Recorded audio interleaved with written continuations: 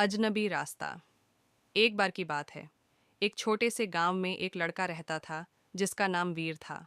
वीर बहुत ही जिज्ञासु और साहसी था। एक दिन उसने अपने गांव के पास एक अजनबी रास्ता देखा जो अब तक किसी ने नहीं अपनाया था। यह रास्ता घने जंगल से होकर गुजरता था। वीर को यह रास्ता बहुत ही रहस्यमय और रोमांचक लगा।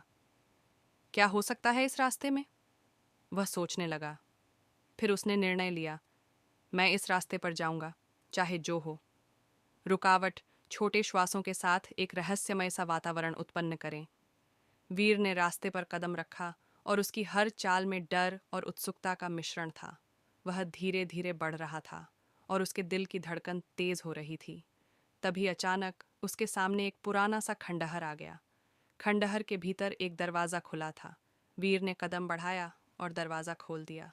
अंदर अंधेरे में कोई आवाज़ आ रही थी। वीर का दिल अब और भी तेज धड़क रहा था। क्या वह वापस लौटेगा या इसका रहस्य जानने की कोशिश करेगा? वीर ने सोचा, मैं यह रहस्य सुलझाकर ही लौटूंगा। अचानक सामने से एक डरावनी हंसी सुनाई दी। वीर का दिल अब डर से कांप रहा था, लेकिन उसने अपनी हिम्मत नहीं हारी। वह और अंदर बढ़ा। जैसे ही वह खंडहर के भीतर गया, उसने देखा कि एक बूढ़ा आदमी बैठा था। बूढ़ा आदमी मुस्कुराते हुए बोला, तुमने जो रास्ता चुना वह तुम्हारी कड़ी परीक्षा होगी। वीर की आंखों में सवाल थे, क्या आप मुझे कोई चुनौती देने वाले हैं? बूढ़े आदमी ने एक खामोश मुस्कान दी और कहा, हर रहस्य का हल दिल से होता है, दिमाग से नहीं। वीर ने सोचा और फिर उसे समझ में आया।